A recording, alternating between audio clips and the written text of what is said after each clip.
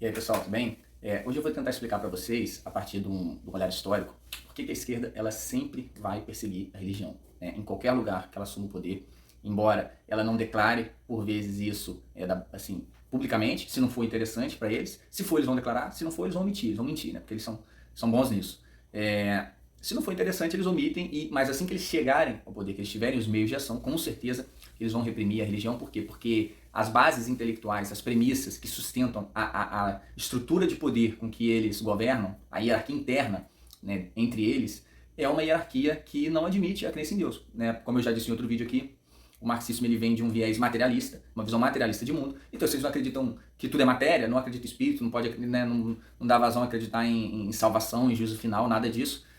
Para eles não faz o menor sentido a religião. Tanto é que, tanto no viés católico, eles tendem a perverter o cristianismo para uma teologia da libertação, onde só é importante você cuidar dos pobres, distribuição de renda, esse tipo de coisa, que talvez tenha alguma importância para a religião, né? Mas a verdadeira importância da religião é a salvação das almas. Se ela puder fazer um bem terreno, ótimo. Agora, a ênfase é na salvação das almas. Então, você vai nas igrejas hoje, você não fala mais em céu e inferno, em juízo final, vai falar só em cuidados materiais, né? Isso não é ruim por si mesmo, mas quando você perverte o ensinamento verdadeiro e esquece a salvação do juízo final, aí você inverteu completamente a lógica, né? Que é aquela frase que eu tanto gosto de citar: é próprio do sábio ordenar. Para você perverter o ensinamento, basta você desordenar, né? E isso o inimigo faz muito bem. Pro lado da vertente protestante, ele perverte com a questão do sucesso financeiro, né? A teoria da prosperidade, como se a vitória em Cristo fosse uma vitória financeira, que não tem absolutamente nada a ver. Se você pegar a história dos grandes santos, dos grandes homens, dos evangelistas, nenhum deles ali ficou rico pregando o evangelho, por isso não prometeu isso a ninguém, muito pelo contrário. O que não exclui essa possibilidade, você eventualmente pode, né? Eu não estou negando essa possibilidade, não estou negando a importância de dar comida aos pobres, não estou dizendo que você não possa ter uma prosperidade financeira, nada disso, mas não é uma prioridade. A prioridade vai ser sempre a salvação da sua alma, né? Quando você coloca essa salvação da alma em segundo plano, já fica um pouco mais complicado a sua salvação. Então, para enganar, inicialmente ele já usa, né, essas duas táticas, né? E qual é a tática mais rebuscada que eles utilizam, para além disso, quando eles chegam ao poder, para deslegitimar a religião? A ideia de Estado laico, que na verdade é um falso Estado laico. E é isso que eu quero explicar, eu trazer um pouquinho, né, do apanhado histórico. Se você olhar para as primeiras grandes civilizações, né, desde o início, o surgimento das civilizações, elas já estão ligadas à religião, né? Essa capacidade do homem de atribuir valor simbólico, isso faz você aglomerar um número maior de pessoas para além da sua família, né? Aglomera famílias, aglomera números maiores, e a religião ela tem capacidade de formar uma cosmovisão em torno desses valores simbólicos e as pessoas trabalharem em comum acordo, em normas em comum, né? E aí você ter algum tipo de ordem que faz as coisas prosperar, né? Já no início, né, o homem sempre ganancioso, tentando visar a guerra para se enriquecer, tá sempre essas coisas ligadas, né? Poder e dinheiro são as principais armas do inimigo. Ele fazendo esses povoados um guerrear contra o outro, você começa a formar uma casta aristocrática, que é uma casta voltada para a guerra. E essa casta que vai para a guerra, logo, ela acumula mais poder, ela acumula mais riqueza para si e para os seus filhos, né? O que não é de todo ruim você ter uma boa classe aristocrática, desde que ela respeite o seu lugar, né, respeitando também o poder espiritual. O problema é que já no início das civilizações, essa casta aristocrata, ela toma para si o poder espiritual. Então, se você olha os primeiros impérios, todos eles, você tinha o culto ao imperador. No Egito era assim, na Pérsia era assim, Alexandre o Grande era assim, até na Roma era assim, né? Você tinha o culto ao imperador. Os cristãos eram muito perseguidos porque eles não cultuavam o imperador. Até mesmo se você for na Grécia, onde eles tinham a cabeça um pouco mais aberta ali, no julgamento de Sócrates, ele é punido por não respeitar os deuses, né? Ou por trazer novos deuses, enfim. A própria acusação é um pouco contraditória ali, o Sócrates alega isso em sua defesa, mas o fato é que naquele momento, mesmo na Grécia, você ofender o Deus ou você desrespeitar uma lei era a mesma coisa. Não existia essa diferença. Por quê? Porque esses poderes estavam concentrados em uma só ordem. Só existia uma ordem, um modelo de ordem que concentrava esses poderes. Eu acho até que também não sou tão especialista nesse ponto, mas eu acredito que para uma pessoa daquela época você dizer poder temporal, poder político, poder religioso, poder moral, não faria muita diferença. Ela não ia saber diferenciar isso. Na prática, na vida real dela, não faria muita diferença. Se desrespeitar o rei ou desrespeitar um mandamento religioso, era a mesma coisa. Porque essas pessoas esses poderes estavam personificados no rei. Quem foi a primeira pessoa a separar esses poderes? Ele mesmo, o próprio Jesus Cristo, né? Tá o quadro aqui. Ele foi o primeiro ali apertado numa situação onde eles acharam que ia deixar o dono da verdade ali sem resposta, e ele simplesmente, quando apertaram, ele simplesmente falou a verdade. Dai a César o que é de César, dai a Deus o que é de Deus. Aí ele separou novamente os poderes. Né? Olha, vocês podem ter sim uma classe aristocrática, um governante, não tem problema algum, vocês vão decidir as questões de Estado, questão de imposto, questão de guerra, não tem problema, mas vocês têm o poder religioso, aquilo que é eterno, aqueles mandamentos eternos, amar o próximo, né? Respeitar o pai e mãe, não matar, não roubar, não estuprar, isso aí é para todas essas civilizações, gente. Isso aqui tem que ser eterno. Então isso é de Deus, isso aqui, o rei não tem poder para alterar isso aqui. Ele pode achar que tem, mas se ele alterar, ele vai pagar por isso, né? É isso que Cristo quis dizer. Ó, isso aqui, não, agora, imposto, enfim, outras pormenores aí, burocracia estatal, até o tipo de governo, né? Embora a igreja possa manifestar alguma preferência, né? Não é uma obrigatoriedade. Tanto que o cristianismo ele funciona em países com monarquia, com república, com democracia, até mesmo com ditaduras, né? Embora não seja a preferência, mas funciona. Sempre o ideal, aí existe o ideal, né? Você quem tem o poder temporal respeitar, ou às vezes o poder temporal ele tenta usurpar. Na verdade, o que eu quero explicar é que o poder temporal ele sempre tentou usurpar esse poder da igreja, né? Na verdade, Cristo quando separa isso, os próprios cristãos, para conseguir esse respeito de Roma, levou quase 4 séculos ali de martírio, né? Gerações e gerações sendo martirizadas, até eles verem que não tinha jeito, eles vão ter que aceitar aquilo ali, né? A presença do Cristo vivo dava muita força a essas pessoas, né? Num período histórico ainda próximo, até a igreja conseguir esse respeito do seu lugar, de questões morais, a gente entende melhor. Se já foi determinado pelo Cristo, não tem o que mudar, não tem o que mexer. O poder temporal não tem jurisdição sobre esses assuntos, né? E aí até que Roma se viu obrigada a aceitar isso, né? Não foi por opção, não. Eles tentaram acabar durante 4 séculos, até não ter mais jeito. E aí isso perdurou pela Idade Média. Aí teve as invasões bárbaras, foi um período muito conturbado. A igreja, inclusive, até teve que passar a assumir algumas responsabilidades administrativas, não por interesse próprio, mas por uma questão de necessidade. Você já não tinha mais instituições de governo temporal que cuidassem da população, que fizessem um contrato, enfim, que fizesse as questões burocráticas ali, importantes para o Estado. Então a igreja acabou acumulando essa função, não por uma questão, não porque Cristo disse isso, não porque era um mandamento da igreja, nunca foi, muito pelo contrário, a igreja nunca quis isso, mas por uma questão de necessidade, de manutenção mínima da ordem, a igreja acabou acumulando por um período aí histórico. Mas o rei nunca, o poder temporal nunca aceitou, a verdade é essa, o poder temporal nunca aceitou essa separação, ele nunca aceitou perder esse braço de poder, né? Já o filho de Constantino já alimentou, né? Logo assim que Constantino aceitou o cristianismo, o filho dele já tentou alimentar uma heresia para fazer divisões dentro da igreja para usurpar novamente o poder da igreja, mas por uma graça divina, né? Não conseguiu naquele momento. Mas, enfim, só um exemplo que já desde o início ninguém engoliu essa independência da religião, né? Sempre quiseram ali como um braço para o rei usar como poder para ele, né? Não como um poder independente.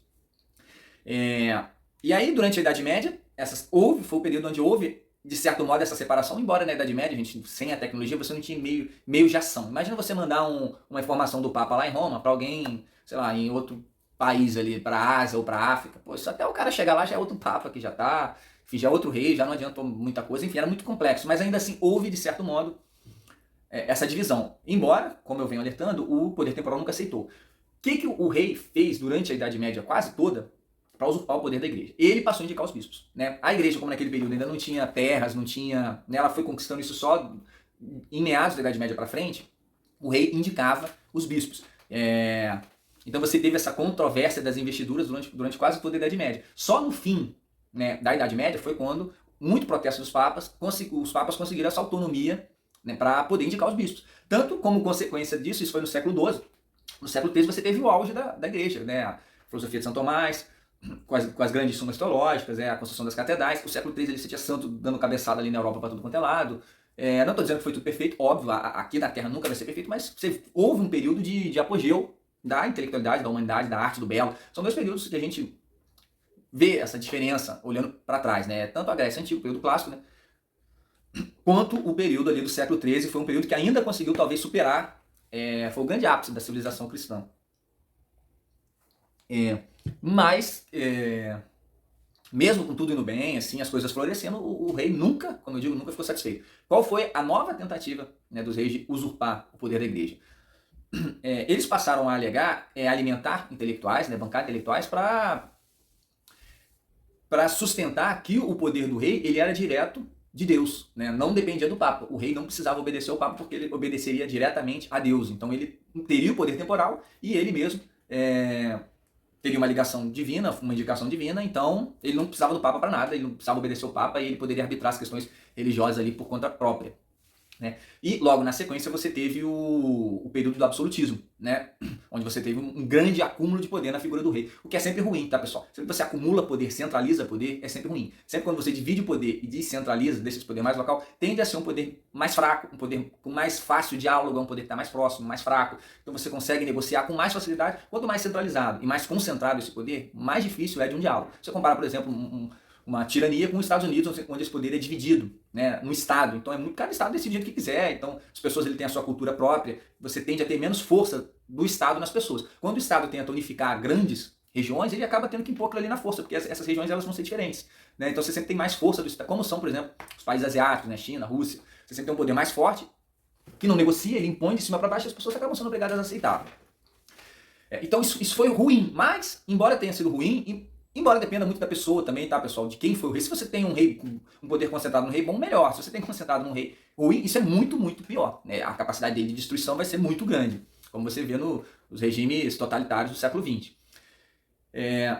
Então, quer dizer, mas ainda tinha uma tauba de salvação nesses regimes absolutistas, porque embora o rei não respeitasse mais a igreja, eles ainda respeitavam Deus. Então, ainda tinha ali os mandamentos, eles iam respeitar, eles ainda deviam respeito a Deus. Então, era menos pior. Até que vem as revoluções ali, século XVIII, e aí vem uma enxurrada de novas ideologias, né? Que é sempre o quê? O que visam essas ideologias? É sempre usurpar o poder da igreja, tirar esse poder da igreja, devolver aquele paganismo antigo, né? Aquela gnose antiga, onde o rei concentrou. Essa classe aristocrata, essa classe que tem o poder, concentra todo o poder nas suas próprias mãos. Né? E se você ler também aquele livro do Bertrand Jovenel, a história natural do crescimento do poder, não é exatamente isso não, mas é mais ou menos isso, ele vai falar que esse poder ele necessariamente ele vem sempre crescendo, né, ao longo da história, até porque para se sustentar. Então esse poder temporal ele vai se engolindo, essa revolução vai se auto-devorando, querendo sempre mais. Então, não satisfeita em responder a Deus, essas revoluções precisavam destruir a figura do Deus para o próprio imperador ser a figura de Deus, voltar aquele culto ao imperador que tinha lá nos impérios pagãos, lá em Roma Antiga, o culto a César, né? Constantino não, Constantino já assumiu o cristianismo, mas aquele velho culto a César, velho culto aos faraós, né? Que se tinha lá na antiguidade pagã. Então essa, na verdade, é uma disputa por poder, é uma sede de poder, né? Que a gente sabe muito bem de onde que vem e aonde vai chegar. Quando a gente fala do governo global, mundial, concentrado em uma pessoa, só a gente sabe quem vai ser essa pessoa, quem vai controlar. As profecias bíblicas falam a mesma coisa, porque se você vai para um lado intelectual, análise, vai chegar nesse poder pagão controlando tudo, se você vai para o lado religioso, também vai chegar, né, esse mesmo poder pagão controlando tudo até a volta de Cristo, e aí ele vai precisar voltar. Né, mas aí você tem cientificismo, materialismo, o marxismo é uma dessas correntes, né, que do marxismo, embora hoje seja um pouco misturado, o marxismo é o teórico que alimenta essa linha da esquerda, né? Embora ele no começo falava muito do proletário, né? Que a situação do proletário ia piorar, mas como bom satanista, as profecias dele sempre ocorrem ao contrário, né? Ele falou que a situação do proletário ia piorar, melhorou. Ele falou que ia acontecer a revolução num país desenvolvido, aconteceu no que estava menos desenvolvido ali na Europa, que foi na Rússia.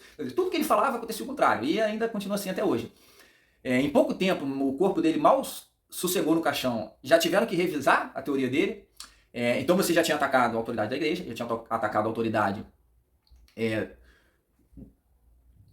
autoridade da igreja, e agora você, com essas revoluções, atacou a autoridade de Deus, e agora você ia atacar a autoridade da família, né?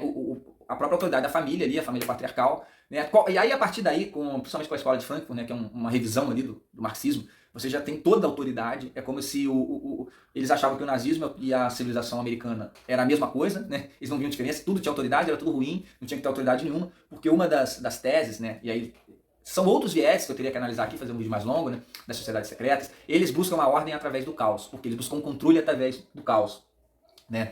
E aí eles buscam estimular esse caos, sem autoridade nenhuma, né? E aí surge, nos Estados Unidos, uma coisa que aparentemente é boa, né? Muitas vezes o inimigo ele dá um passo à frente para dar dois para trás depois, que é o Estado laico. O Estado laico nos Estados Unidos começou por quê?